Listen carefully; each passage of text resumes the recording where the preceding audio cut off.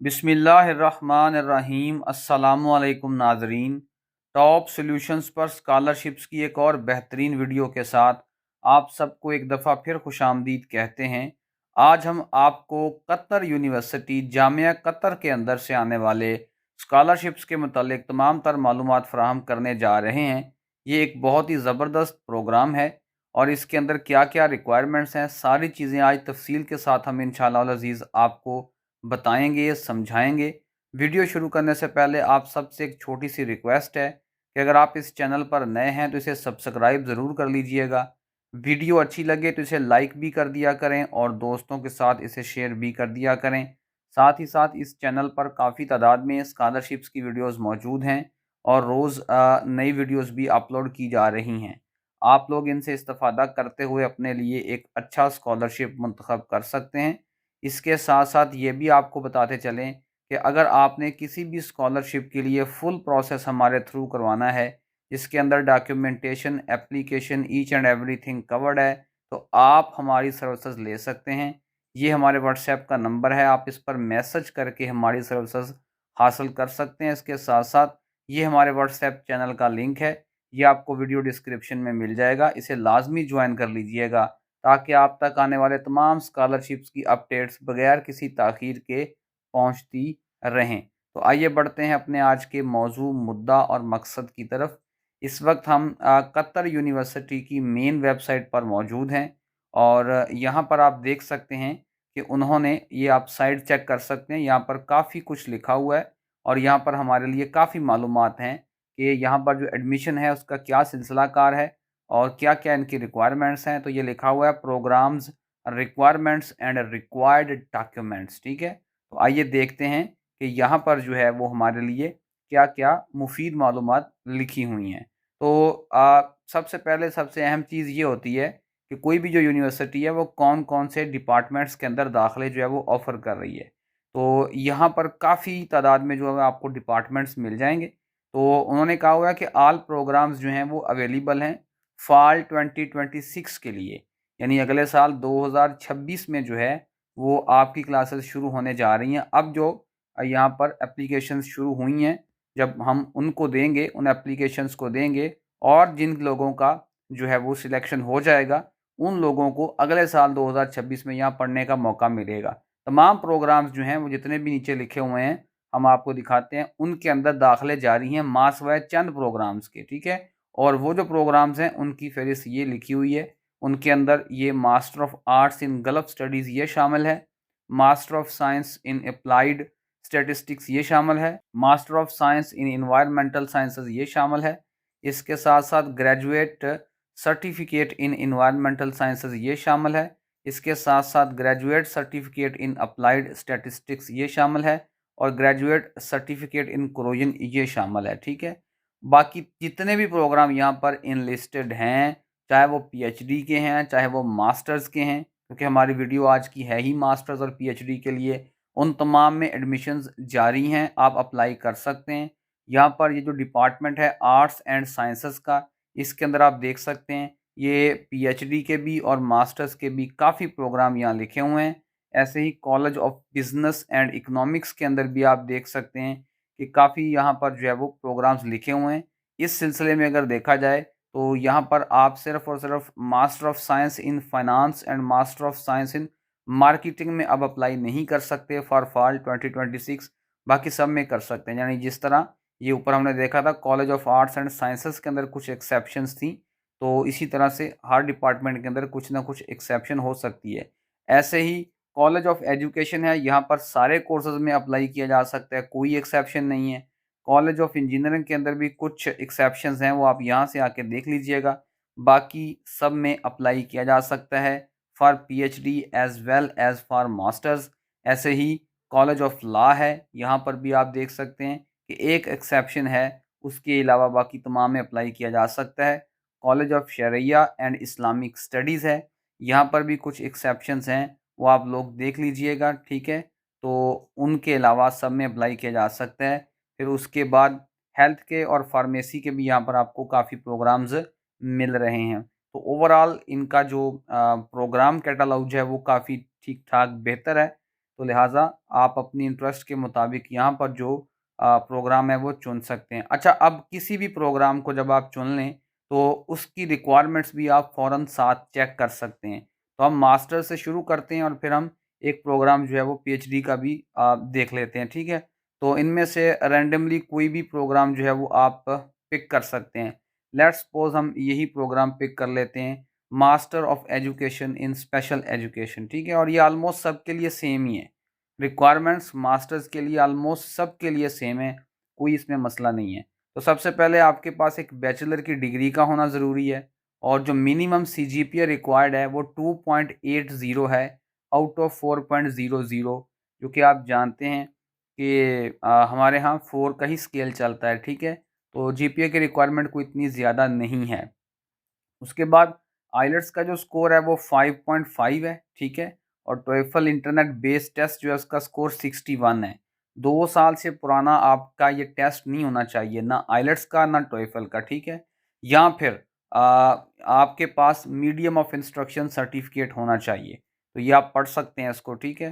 तो एक बात तो क्लियर हो गई है कि मास्टर्स लेवल पे आप अप्लाई कर सकते हैं विदाउट आइलेट्स, ठीक है? आइलेट्स के बगैर आप मास्टर्स लेवल पे अप्लाई कर सकते हैं simply upon the basis of English language proficiency certificate that you will definitely get from your university, ठीक है? That you have completed your degree from.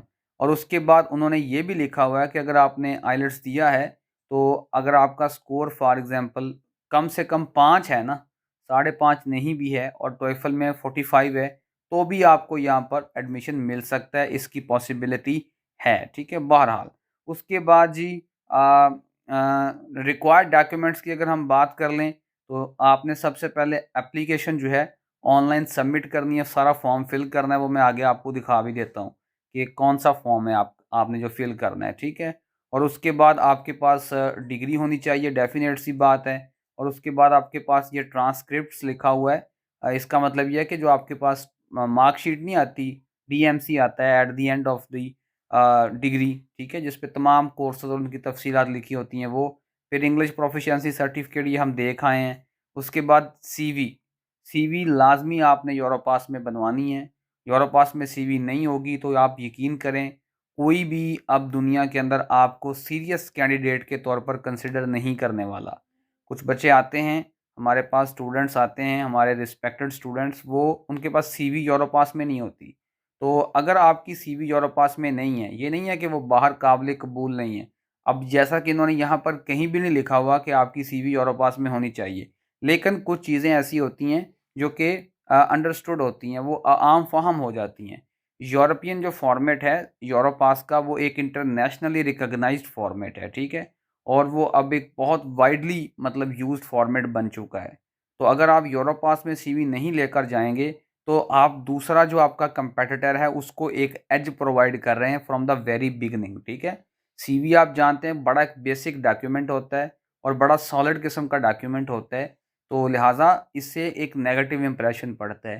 तो आपके पास सीवी यूरोपास में होनी चाहिए। अगर आप एक अच्छी सीवी यूरोपास में बनाना चाहते हैं, तो वो आप खुद भी बना सकते हैं। अगर आप खुद नहीं बना सकते या नहीं बनाना चाहते, तो आप हमारी सर्विसेज़ भी उसके लिए अवेल कर सकते हैं, ठीक है? फिर ये हेल्थ सर्टिफ़िकेट है, ये बहरहाल बाद की बात है, अभी फ़िलहाल ये नहीं चाहिए। इसके साथ आपको 2 जो recent identical passport size photographs, ठीक है? 2 तस्वीरें आपको लाज़मी चाहिए, ठीक है? 4x6 की विद वाइट बैकग्राउंड, और उसका बैकग्राउंड जो है वो वाइट होना चाहिए, ठीक है? और उसके बाद आ गया एप्लीकेशन फ़ी, और ये कितनी एप्लीकेशन फ़ी आपने देनी है? 350 कतरी रियाल की एप्लीकेशन फ़ी यहाँ आपने देनी है, ठीक है? एप्लीकेशन फ़ी का ये है, बहुत सारे हमारे स्टूडेंट्स नाराज़ होते हैं कि एप्लीकेशन फ़ी वाली वीडियोज़ नहीं बनानी बनानी चाहिए। तो उनको ये बताते चलें कि कई हमारे स्टूडेंट्स ऐसे भी हैं जो एप्लीकेशन फ़ी अफ़ोर्ड करते हैं। तो ये उनकी रिक्वेस्ट होती है, बहुत सारे बच्चों की रिक्वेस्ट थी कि इस यूनिवर्सिटी को देखा जाए, क्योंकि इनके हालिया दिनों में ही जो है वो एडमिशन्स ओपन हुए हैं। तो उनका ये था कि इनके मतलब वीडियो बनाई जाए, क्योंकि वो अफ़ोर्ड करते हैं फ़ी।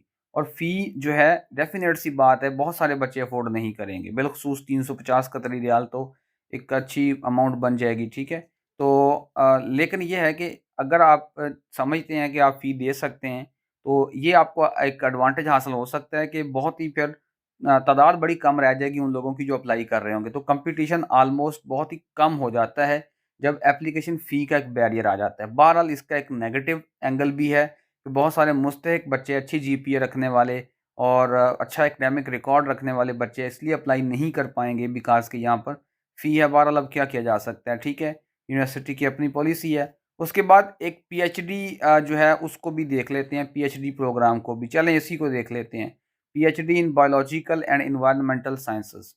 तो पीएचडी के लिए जो जीपीए का थ्रेशोल्ड है वो भी हाई है, 3 आउट ऑफ 4 होनी चाहिए, ठीक है। उसके बाद यहाँ पर आइलेट्स का स्कोर जो है वो 6 रिक्वायर्ड है, टोएफल 68 है और 2 साल से पुराना टेस्ट नहीं होना चाहिए। या फिर दूसरा तरीकाकार ये है कि आपके पास यूनिवर्सिटी से इंग्लिश प्रोफिशिएंसी का सर्टिफिकेट आ जाए कि आपने साबका जो तालीम है यूनिवर्सिटी के अंदर, अपनी जो मास्टर्स डिग्री है वो आपने कंप्लीट की है। किसके अंदर कंप्लीट की है? इंग्लिश के अंदर कंप्लीट की है और यहाँ पर आपने मास्टर्स डिग्री लेके जानी है।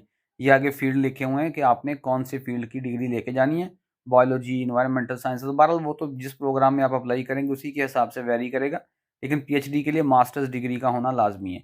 इसके बाद जी यहाँ पर जो पीएचडी है ना, उसके लिए एक ख़ास रिक्वायरमेंट है, ये तकरीबन सारे प्रोग्राम्स के अंदर है, वो है इस टेस्ट की जीआरई जनरल की, ठीक है? ये मास्टर्स के लिए रिक्वायर्ड नहीं है, लेकिन जीआरई जनरल पीएचडी के लिए कतर यूनिवर्सिटी में तकरीबन तमाम प्रोग्राम्स में रिक्वायर्ड है। बहरहाल आप इसको वन बाय वन चेक भी कर सकते हैं और ये 5 साल से पुराना नहीं होना चाहिए। फिर यहाँ पर आपको एक इंटरव्यू भी पास करना होगा that will be conducted by the steering committee, ठीक है? तो ये आपने चीज़ें यहाँ पर याद रखनी है। बाकी यहाँ पर डॉक्यूमेंट वो सारे सेम ही हैं, ठीक है? आपकी डिग्री आ जाएगी, एप्लीकेशन फॉर्म ऑनलाइन फिल हो जाएगा, ठीक है? और उसके बाद ट्रांसक्रिप्ट आ जाएगा और उसके बाद जीआरई का जो है वो आपने स्कोर यहाँ प्रोवाइड करना है, रिपोर्ट प्रोवाइड करनी है और आइलेट्स या इंग्लिश प्रोफिशिएंसी सर्टिफिकेट में से एक आ जाएगा और एक चीज़ जो है वो सीवी और 2 रिकमेंडेशन लेटर्स जो हैं ये आपने यहाँ पर लाज़मी प्रोवाइड करने हैं, ठीक है? और फ़ी वही सेम है और पासपोर्ट जो है वो आपने लाज़मी यहाँ पर अटैच करना है, ठीक है अपना। अच्छा, पासपोर्ट जो है ये मास्टर्स के अंदर भी अगर हम देखें ना, पिछला जो हमने देखा है शायद उसमें ये चीज़ें उन्होंने इनलिस्ट नहीं की हुई थी। बहरहाल देख लेते हैं एक दफ़ा दोबारा। हाँ जी, यहाँ पर ये चीज़ें नहीं इनलिस्ट की हुई जिसको हमने अभी देखा है स्पेशल एजुकेशन वाले को। लेकिन चलें किसी और प्रोग्राम को भी देख लेते हैं, मेबी वहाँ पर ये चीज़ें इनलिस्ट की हुई हों, ठीक है? तो ये अकाउंटिंग वाला एक प्रोग्राम है, अगेन यहाँ पर भी कहीं पर पासपोर्ट और नज़र नहीं आ रहा मुझे। रिकमेंडेशन लेटर्स तो नज़र आ गए हैं, ये देखें, ठीक है? तो मतलब आप देख सकते हैं कि और ये पासपोर्ट भी आ गया, ठीक है? तो आप देख सकते हैं कि आपको जो है वो प्रोग्राम टू प्रोग्राम देखना पड़ेगा, किस प्रोग्राम की क्या रिक्वायरमेंट अभी आपके सामने ही है। बाय द वे जो स्पेशल एजुकेशन वाले में भी पासपोर्ट था, ये हम इसको मिस कर गए थे, लेकिन यहाँ पर रिकमेंडेशन लेटर्स नहीं थे। और वो जो फाइनेंस वाला हमने ऊपर देखा था उसमें रिकमेंडेशन लेटर्स हैं। बहरहाल ये आप चेक कर लीजिएगा। अमूमी तौर पर आपको रिकमेंडेशन लेटर्स 2 की ज़रूरत पड़ेगी for PhD and for masters और जो है पासपोर्ट वो तो आपको ऑलमोस्ट हर जगह ही चाहिए होगा, तो लिहाज़ा आप लोग इसको देख लीजिएगा। उसके बाद इसके अंदर अप्लाई कैसे करना है, तो अप्लाई टू क्यूयू पे जाएँगे। यहाँ से एप्लीकेशन प्रोसेस को ओपन करेंगे और यहाँ पे कर देंगे क्लिक कि हमने ऑनलाइन एप्लीकेशन देनी है। अब जो लोग पहले यहाँ पर लॉगिन नहीं हुए, वो अपनी लॉगिन आईडी बनाएँगे, अपनी पिन सेट करेंगे और उसके बाद लॉगिन कर जाएँगे। लॉगिन करने के बाद आपके सामने इस किस्म का पेज ओपन होगा। यहाँ पर आप देख सकते हैं ये 8 फॉर्म आपने फिल करने हैं, ठीक है? Name confirmation, university college record, personal information और उसके बाद आपने अपना जो प्रोग्राम है उसके मुतालिक यहाँ पर देख लेनी है चीज़ें। उसके बाद आपने एड्रेस देना है, डॉक्यूमेंट्स अपलोड करने हैं, नेशनैलिटी के बारे में बताना है और एक डिक्लेरेशन पे आपने यहाँ पर जो है वो टिक करना है। देन आपने फ़ी पे करनी है और आपकी एप्लीकेशन कंप्लीट हो जाएगी। तो इस तरह से आपने एक-एक पे क्लिक करते जाना है और इस तरह से इसको फिर जो है वो आपने कंप्लीट करते जाना है। अब इसके बाद आप इसको खोल लें, ठीक है, इस तरीके से और अपनी इन्फॉर्मेशन यहाँ पर आपने देते जाना है। उसके बाद फिर ये आ जाएगा, ठीक है। तो बहरहाल ये आप देख सकते हैं ये फॉर्म सारा आपने इस तरह ध्यान से फिल करना है। अगर आपको इसके लिए हमारी सर्विसेज दरकार हैं तो हम भी सर्विसेज प्रोवाइड कर सकते हैं। उम्मीद करते हैं आपको आज की वीडियो पसंद आई होगी।